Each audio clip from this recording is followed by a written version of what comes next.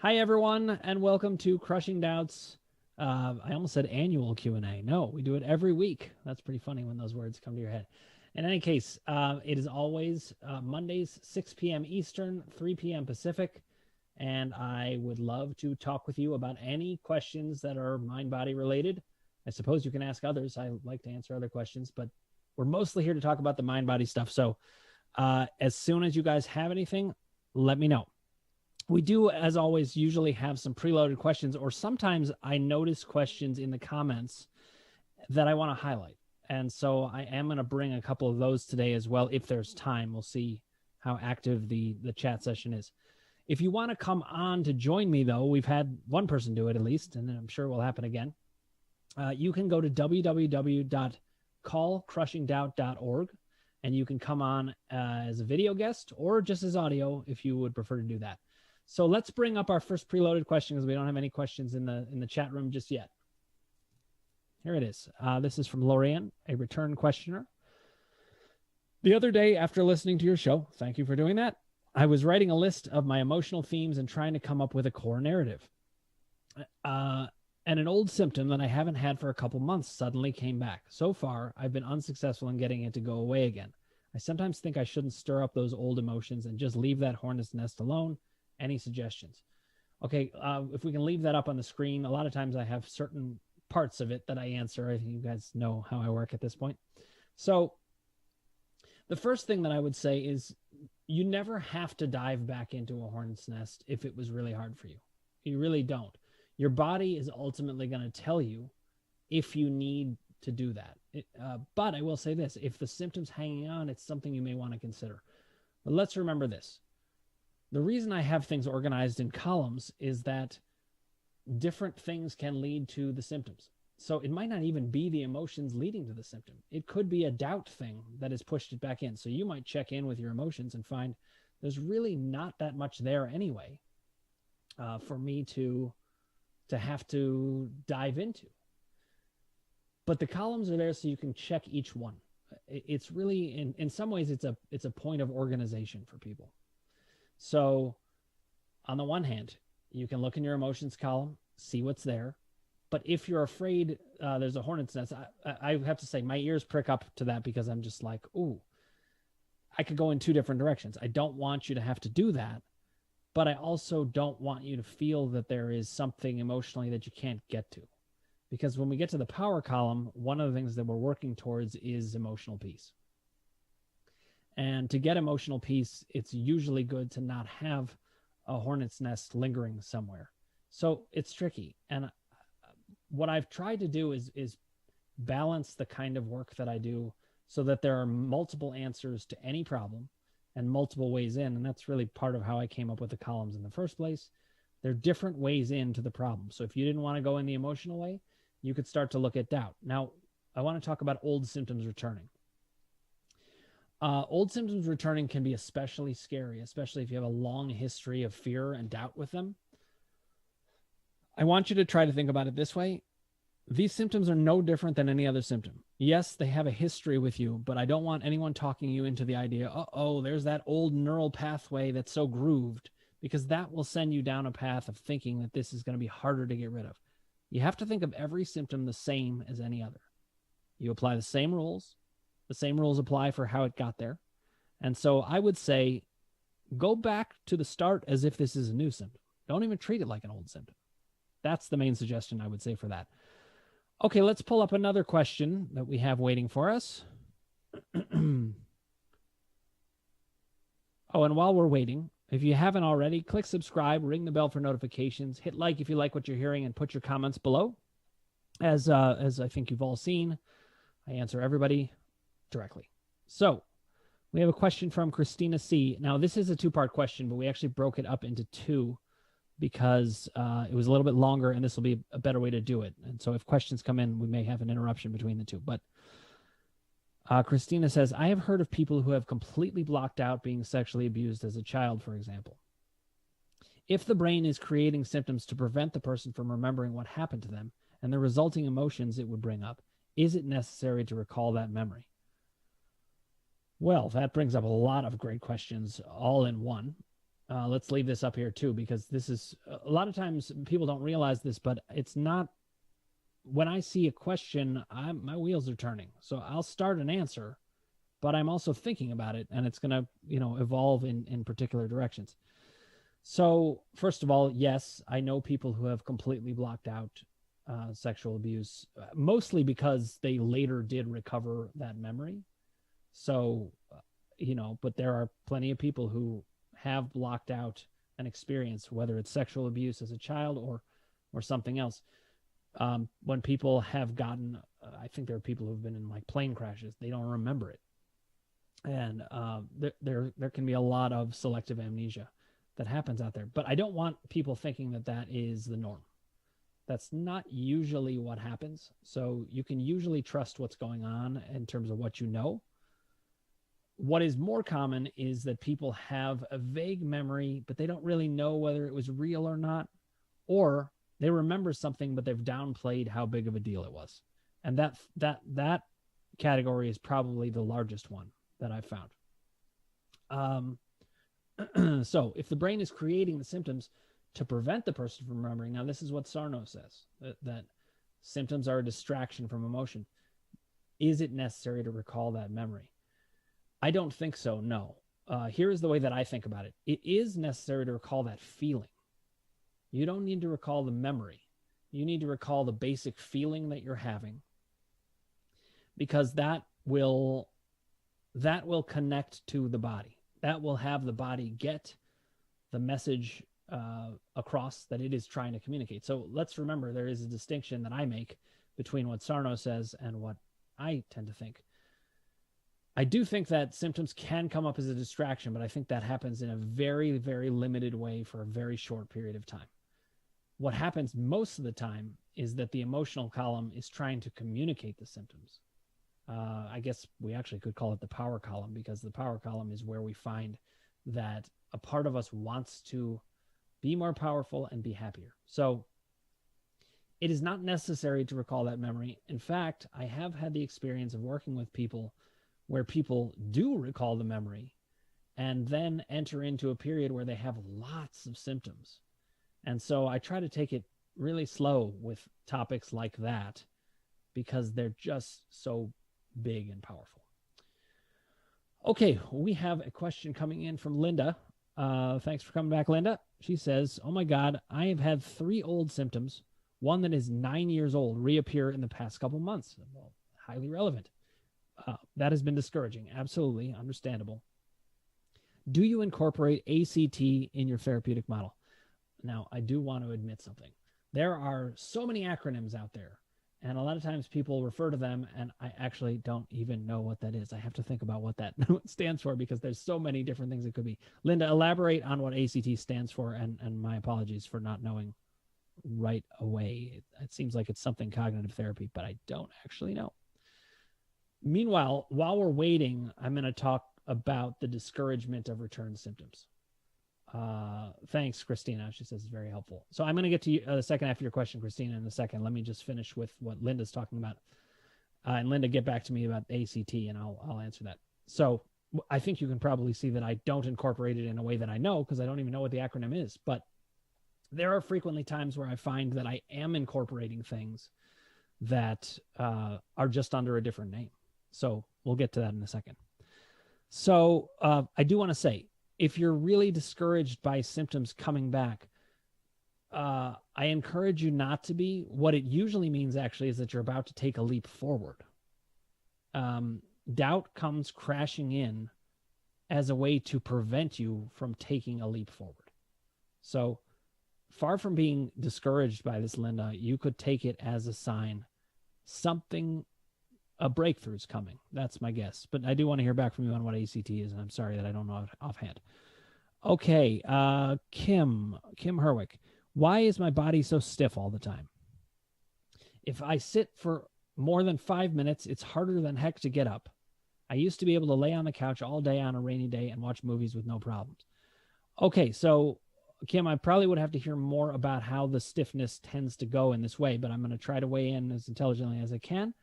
And you and I work together. We've acknowledged that before. So you know that you can bring it up with me.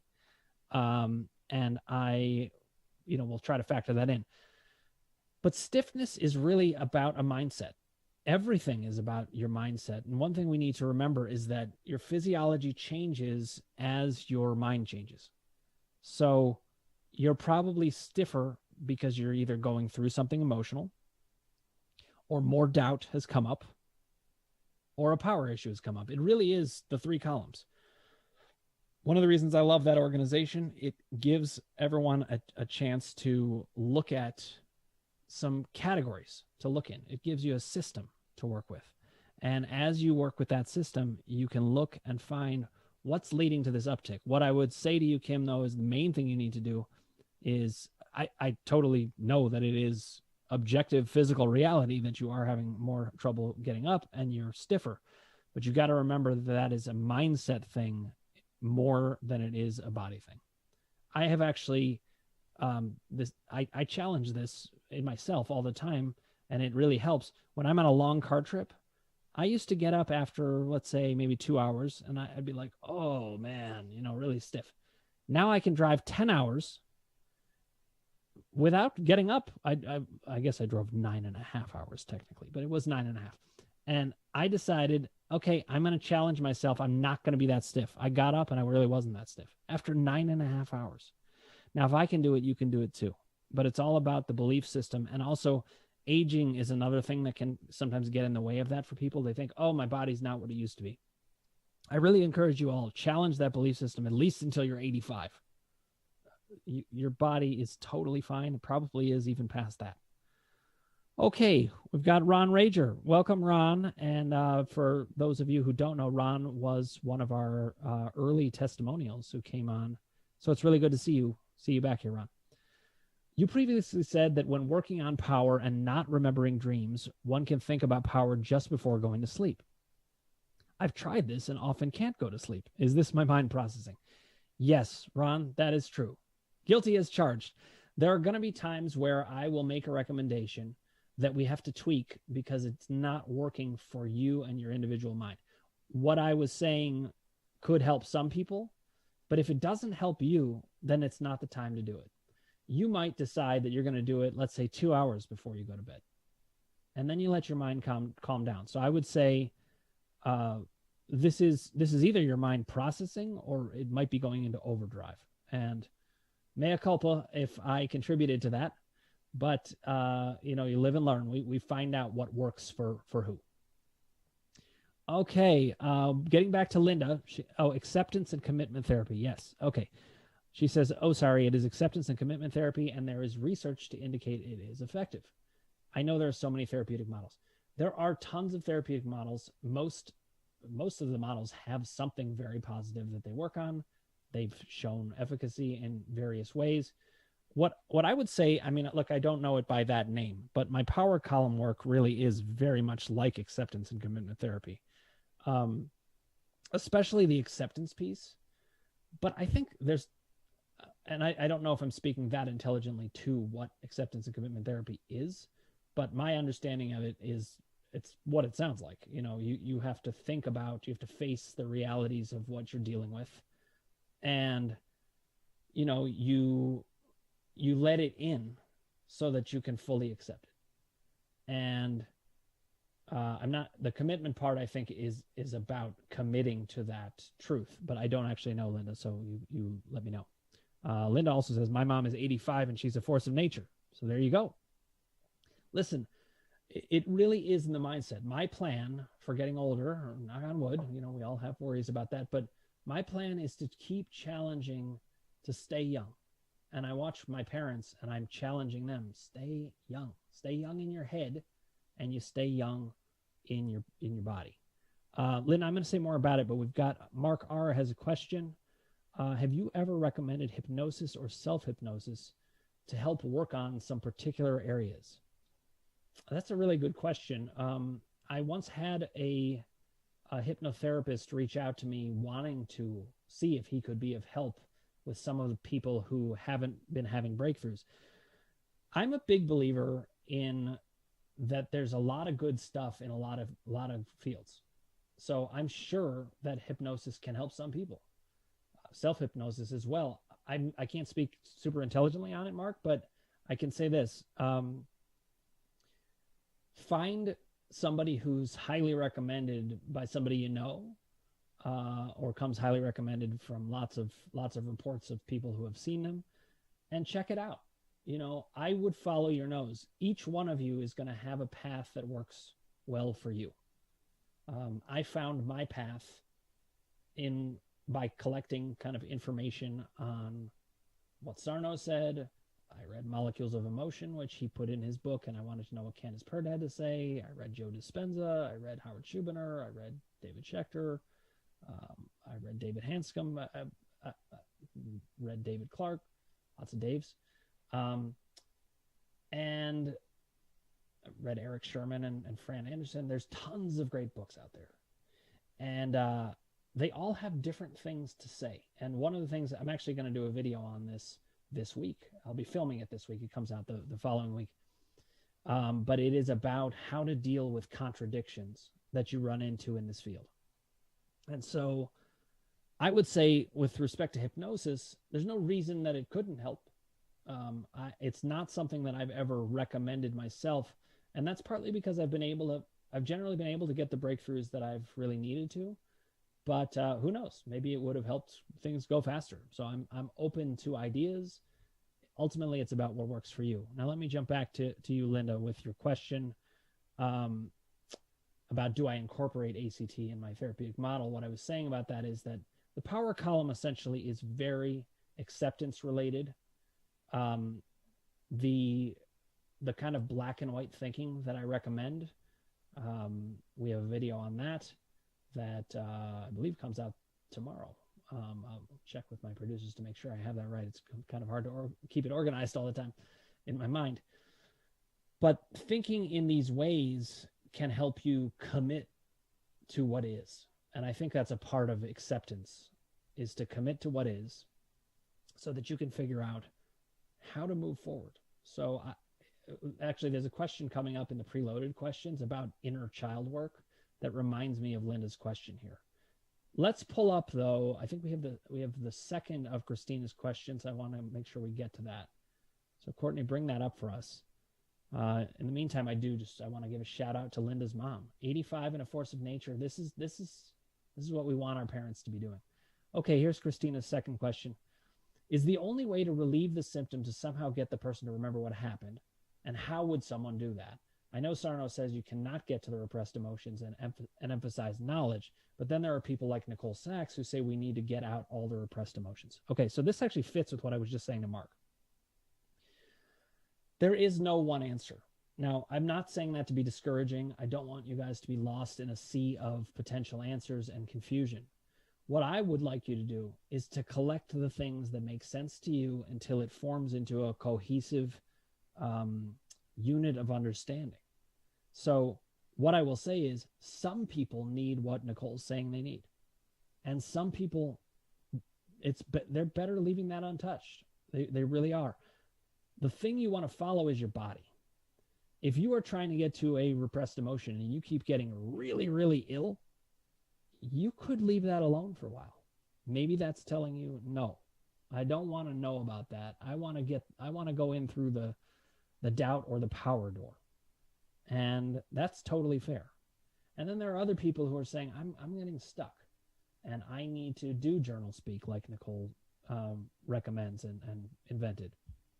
And maybe they will get to some repressed emotions, and that can free it up. So I hate to give this basket answer of it depends, but I don't mean it in a way where I'm not going to engage with you to tell you, well, what is the right path? The first step is it depends. Then there's, okay, why might one work versus another? Journaling, for example, doesn't work as well with people who are very, very aware of their feelings already and who tend to have big physical responses to their feelings, and it just riles up their system. I wouldn't recommend it for people like that. But for people who are not that emotionally aware and continue to have a problem and we're left wondering what might this be, and they're looking in the emotions column, then I would recommend it. So I hope that helps to clear it up. Let's pull up another question that we had waiting. I'm looking to see who's the next one we had. Oh, that's right. Pat O. Okay. And Karen Isaacs is back. Welcome back. I will answer your question or your observation. I see. We'll get to that in a second. So Pat O says, "Hi Dan, I really enjoy your open-ended outlook. Thank you. That's very refreshing.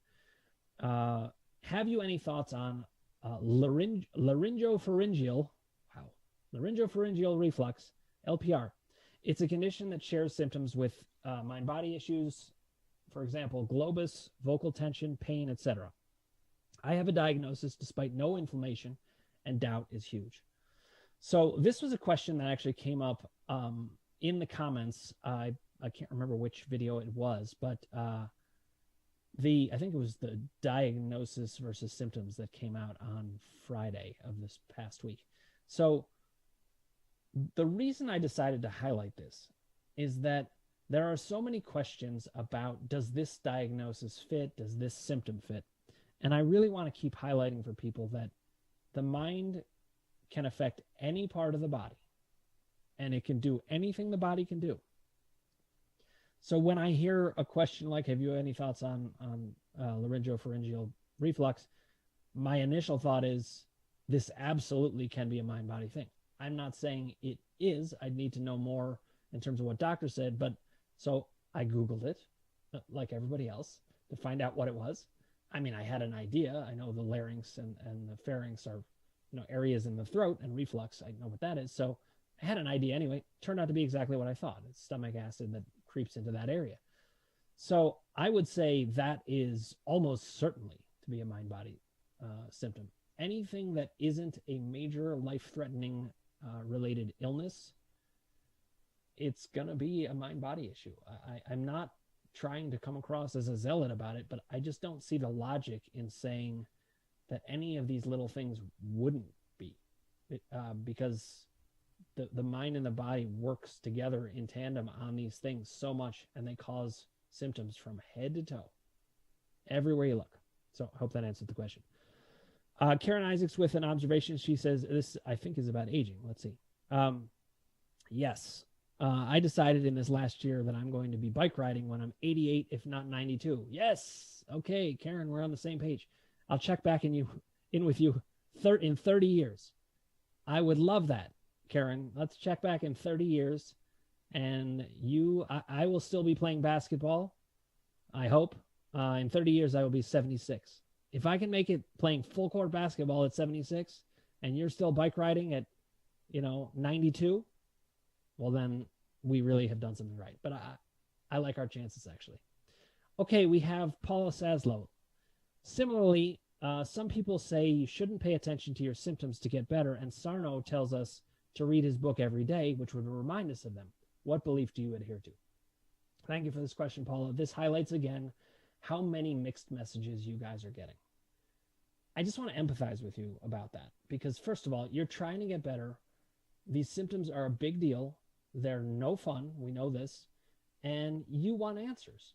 And so what I try to do is to combine the best of both worlds, which is, I'm going to admit to you that there are contradictory messages.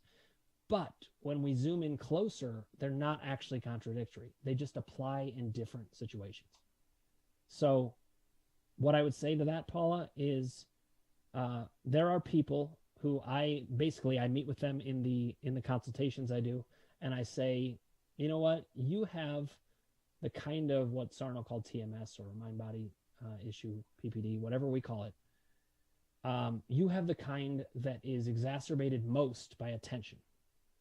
So I'm working with somebody who we have really found that we can dig around in the 3 columns, but we're actually best off getting his attention off of it. Now that's how he works. That's how his mind works. Then there are other people who need that reassurance each day, and it doesn't remind them of the symptoms in a bad way. So it depends on the mind. And I would say that you want to do some trial and error with what works for you. So for some, that might feel like a dissatisfying answer, but what I want to say is, first of all, we have to give you the answer that is the most accurate. We also have to give you some answers that can work. And just because it depends doesn't mean we stop there. we can then start to lay out, well, okay, in this situation, you would go in this direction. In this situation, you go in this direction. It's like with the columns. I tell people, are we looking at the onset of a symptom or the uptick? Well, then we're going to look in the emotions column first. Is it a chronic condition? Well, then we're going to look in the doubt column first. Is it a plateau? Then we're going to look in the power column first. And these are not hard and fast rules, but they do give you guideposts. So you don't have to be awash in a sea of confusion, but it really is the case that it depends on the person, the situation, and the setup of that particular mind. And that also can change as people go. So, Paula, let me know if I answered that question well. Let's bring up another question from the Preloaded group. It's nice to see so many people out here today. Okay, this is another one that I thought to highlight. This is from Rhonda J. Can you explain? Whoops! We didn't actually. I was supposed to rephrase this. This is funny. Okay, she says, "Can you explain how this is done?" Now, this is inner child work. She was asking me about hearing about people talk about inner child work. Can you explain how inner child work is done? And if you find it important in mind-body work, is the inner child part of the unconscious mind? Thank you for your help. Let's leave this question up here because it really has two different parts. So first of all, there's actually three different questions in here in a compact, very nicely done, Rhonda. So I'm going to answer the second part first. Do I find it important in mind-body work? Yes, I do. I haven't called it by that name. You know, there's so much that I've gotten through my experience as a therapist or my experience as a mind-body practitioner that I bring in, and I renamed some of it, not because I wanted it to be my own name that I chose, but because old names have old connotations. And if you bring up inner child work, that understandably would scare some people off. Some people are like, I don't want to spend all my time talking about the past.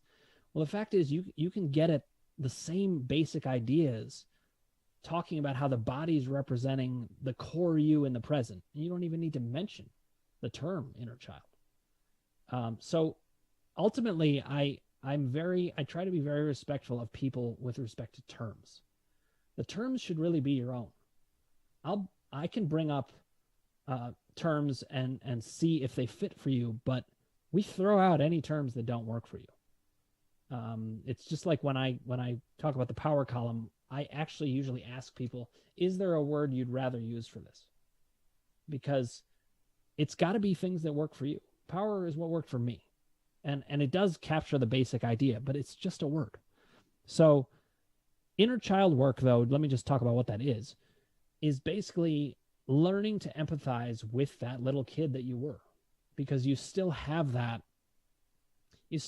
person inside you somewhere. That's you. You're also the adult you. You know, in my video on the unconscious, we talked about how the unconscious has no sense of time. You are that little kid and the adult you all at the same time. And so you do have to find a way to work with the different parts of yourself. But I will say that the inner child tends to be an underrepresented group. You know, we were told to kind of grow up. People even use that as an insult. Grow up. Well, you know, that little kid needs to get taken care of. Ultimately, I look at this as a power column issue. If you can get that core narrative in, that's inner child work right there. I mean, that's just another way of putting it.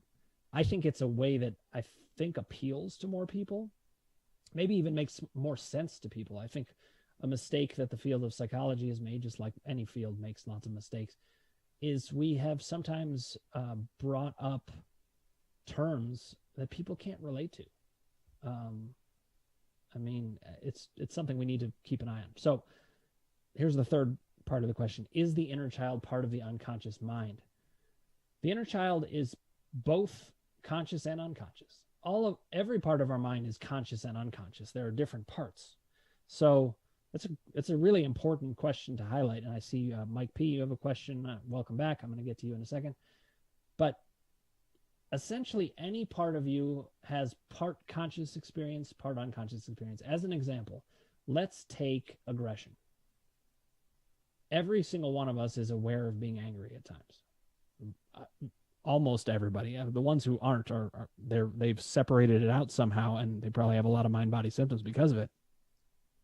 And even them, they have some conscious experience of it. but some part of it is unconscious. And the same is true with the inner child. So you might have felt, as an example, like you didn't get what you needed, but you might not be as in touch with the needy feeling underneath that. So the first part was conscious, the second part is unconscious. So the goal of the power column and the core narrative really is to try to get that unconscious experience a little more fully conscious so you can have more control of it. Okay, Mike P's question. How can I deal with wishing the symptoms to go away faster? Well, nobody's going to blame you on that one, Mike, but we'll get to that in a second. I am getting better, but at 1 to 2% improvement each month. That is a slog. I know trying to heal and wishing to heal faster slows down healing. That's a great observation and question. So first of all, I'll tell you what my first response is to this, Mike, and I hope this will be helpful. One thing I want you to be aware of is how many times we are asking questions of ourselves that are an insult wrapped in a question to yourself. It's an insult to yourself. And what I mean by that is, I think you're probably improving more than 1 to 2%. I think that you're going to feel at certain moments like you're improving 1 to 2%. And at other moments, you might recognize more. So just be aware of that. I'm not saying you're not right. You know best your experience. But call into question anything that is denigrating your improvement. I have had people tell me, I'm really not much better. And then I'm like, okay, tell me what's going on. And they're like, well, you know, my symptoms are down maybe 50%. And I've resolved probably half of these emotional issues. And I'm like, what? This is like huge. Now, I understand that we're all going to want more. But what I will say, and I think this will resonate with you, Mike, the key to getting the speed to go faster is the power column. So this is another thing that I say to people a lot. You don't have to get rid of wishing that the symptoms would go away. As long as you're not wishing them to go away in a particular way. The particular way that I don't want you wishing the symptoms to go away is hating to deal with them so much and not seeing any value in the communication that they're bringing or any interest in the knowledge that is there. That will slow things down. That's really going to get in the way. Now, the good news is you can wish for contradictory things. The unconscious not only allows for that, that's how it's built. So what you can do is allow yourself to wish that they would go away, but also commit to the work that you're doing. And on top of that, then I can say, if you want to speed it up, even while wishing they would just go away or even accepting that they're going to be there, focus on the power column. The power column is the thing that controls the speed more than anything. But there's no hard and fast rule about it. It could be that a doubt is really stuck there. What I will say is this: if you keep working at it, you can sometimes have a big leap forward. So don't lose hope. Keep pushing at it. The battle with mind-body symptoms is a battle of wills. You have to assert your will and say, listen, I don't care how long you might take. You're just trying to make me doubt. That is a doubt in and of itself right there. So mind-body symptoms are going to hang on as much as they can. And generally speaking, the smarter you are, the more ideas it'll put in your head, or you'll put in your head, depending on how you're looking at it. So I would say don't make yourself have to not have that wish. There's no way to not have that wish. That would be weird. Anybody wants these symptoms to go away. But I also wouldn't spend a whole lot of time dwelling on it. I would focus more on the columns and what you can know about yourself and how you can become very, very confident that you know what is going on. Because if you feel like you know what's going on the whole time, you're in good shape. Okay, we've got another question from Linda. Yes, from what I've read, ACT does not pathologize symptoms and target them like the enemy to defeat. It uses mindfulness and committing to core values to change behavior and the symptoms subside. So that's pretty in line with the power column aspect of what I do. But interestingly, and this is one of the contradictions people hear about. In fact, I think Mike brought up this question at one point. The idea that your symptoms are both the enemy and your friend at the same time, well, in the unconscious, that's actually true. So what I like to do is use the best of both worlds, or of every world.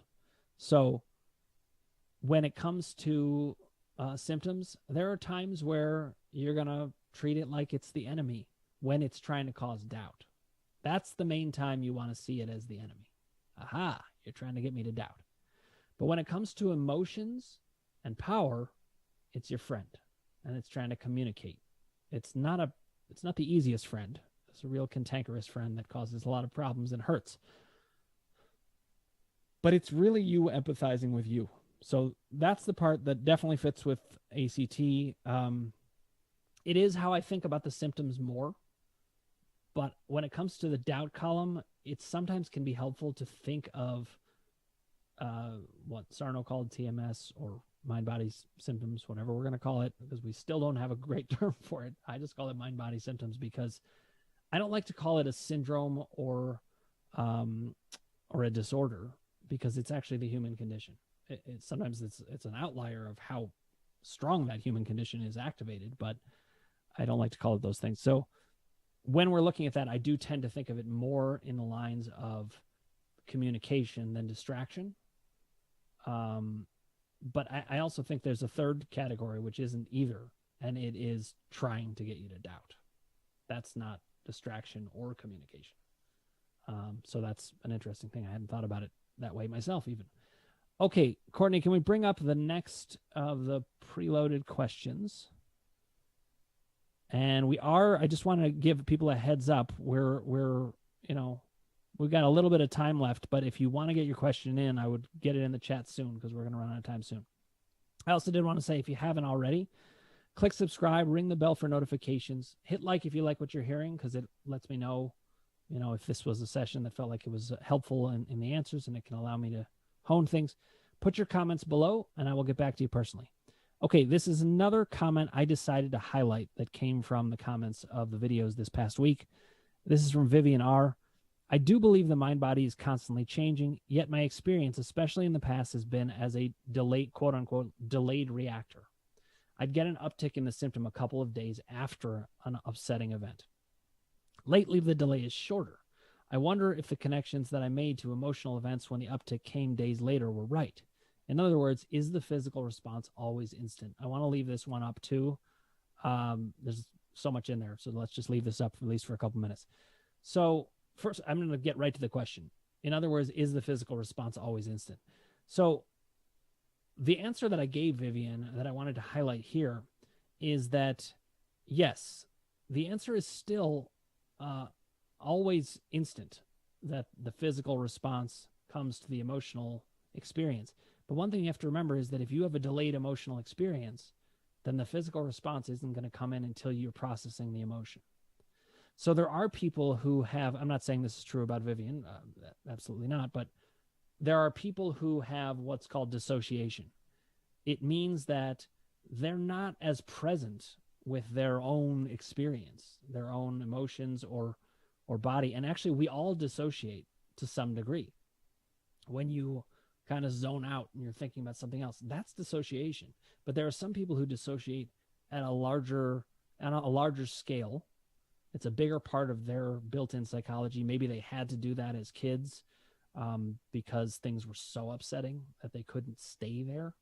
It does tend to happen more with trauma experience. And as a result, those people are not even going to be able to process it emotionally in a way that even the body can pick up. Here's another way of thinking about it that maybe is even better. The first mind-body experience you're having, if you have dissociation, is dissociation. So the symptom you're having later isn't even the first symptom. So I hope that makes sense. But essentially, your first mind-body experience is the dissociative one. Your mind is detached. You might have a foggy brain. You might not be concentrating much. You might not even see certain things that are right in front of you exactly.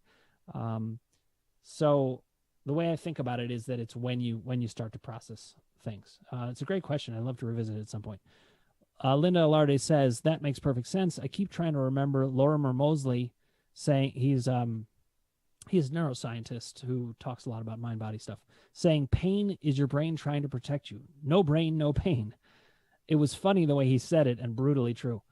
It is true. Listen, if you don't have a brain, you won't have pain, but you also won't have anything else. So what we want to do is channel the experience of the brain and understand it correctly, because it really is trying to be understood. I totally agree with you, Linda, and that's a great comment. Okay, we've got Mark R with another question. What is your take on the use of occasional pain relievers? I'm in the process of doing some landscaping where I'm moving some heavy retaining wall blocks, but I expect the pain is more related to fear.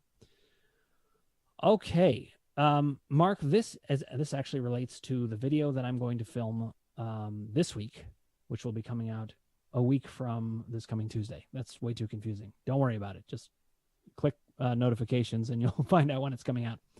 But the reason I say that is that I'm going to do a video on what's called triggers. Triggers are physical events that would naturally and logically make you think that pain could happen.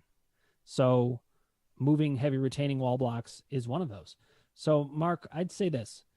I'm not a zealot about anything. And I think that sometimes people need those pain relievers to get them through. In fact, you're commenting now, so I'm going to read this too. One naproxen completely relieved my back pain, but that doesn't make sense. I'm 52 and work out all the time, so why should this hurt my back? So you're right, Mark, it doesn't. And this is a triggered mind-body experience. I can guarantee you that. You can move those wall blocks around at will. But I'm also absolutely not going to judge you if you decide, you know what, I'm going to take a pain reliever and it could help me, occasionally. In general, I don't want anybody doing things that increase doubt unless they really feel like they have to in the moment. And so if you're in a lot of pain, that's okay. To get through, that's fine. We'll keep working towards getting you past doubt so you don't need to do it. But in this case, I can say, just like you said, it doesn't make sense. You're 52, you work out all the time. This doesn't hurt your back except for the expectation. So what I would do, and I do this actually, I say to myself, while I'm moving, the retaining wall blocks or whatever I'm moving, I say, this is a trigger. I actually have that sentence in my mind. This is a trigger. I don't need to worry about this at all. And then I move. So Mark, let me know if I answered that question. Sylvia Sierra, welcome back. Good to see you again. What would you say about pain that happens after good news? Oh, another fantastic question. I got some great news on Friday. Was so happy I could burst, as I told my boyfriend, and a bad migraine attack rapidly came on.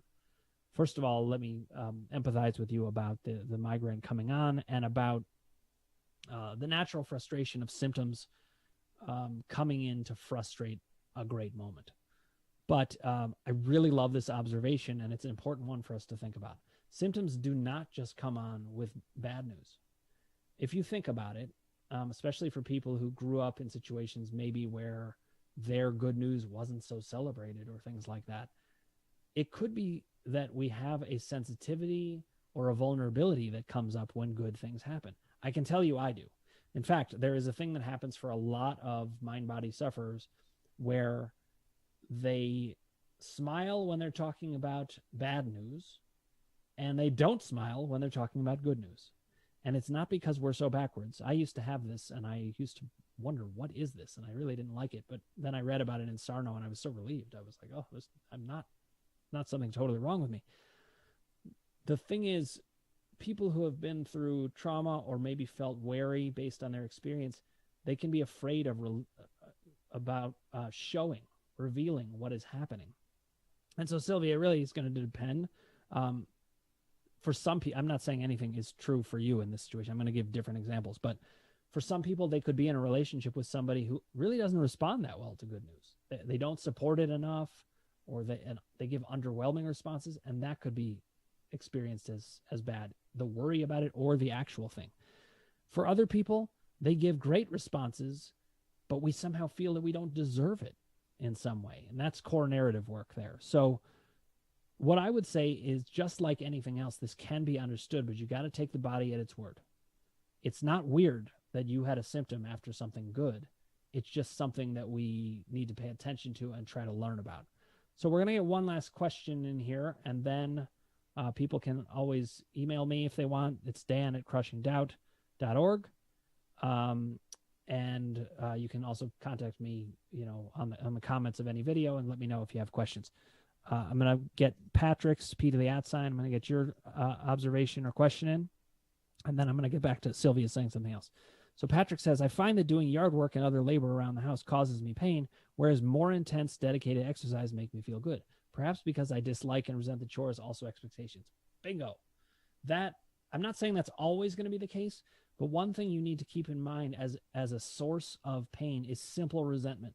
It doesn't have to get that specific, even though I say try to get specific about an emotional thing. I'm the kind of practitioner who is whatever works. So you get very specific and you see if that works. And then you can also zone out and be like, maybe it's just general resentment. I have lists of possible ideas, and you figure out what works for you when. Okay, Sylvia says, someone said they had a similar thing happen about the good news, I think, and realized it was related to the feeling of pride surging up. This sounds in line with that potentially. Very possibly, Sylvia. I would say you've got a good piece of information on your hands. So let's find out. Explore it over the week, and let's see what you come up with. But I think it's good news. And meanwhile, you had good news in your life. So congratulations on that. That's fantastic. I'm all for people getting good news. That's good to hear. Okay, Mark R says, thanks. It's amazing how you can have zero doubt on one issue. Yes, so this is good. My shoulder pain has been almost completely eliminated by following your program. That's great to hear, Mark. But then get worried about another symptom. Completely. And that's how doubt works. It'll move on to the next symptom to try to get you into trouble again. But the more you work at it, the more doubts you dismantle, the stronger you become, and the more doubt settles for tinier and tinier scraps of land until you push it off the map entirely, generally. And then it'll crawl back from the shore and say, no, I want to be here for a little bit. But it's a battle. And I just want to say that I appreciate you guys so much. You're like my community, because I know you get it. You know what it's like to suffer in both physical and emotional ways, and to be out there wondering, what is this all about? Mike P saying exact same as Patrick. He can bench press 150 pounds, but my back hurts when I fold laundry and vacuum. That is funny. That gets a real LOL there, Mike.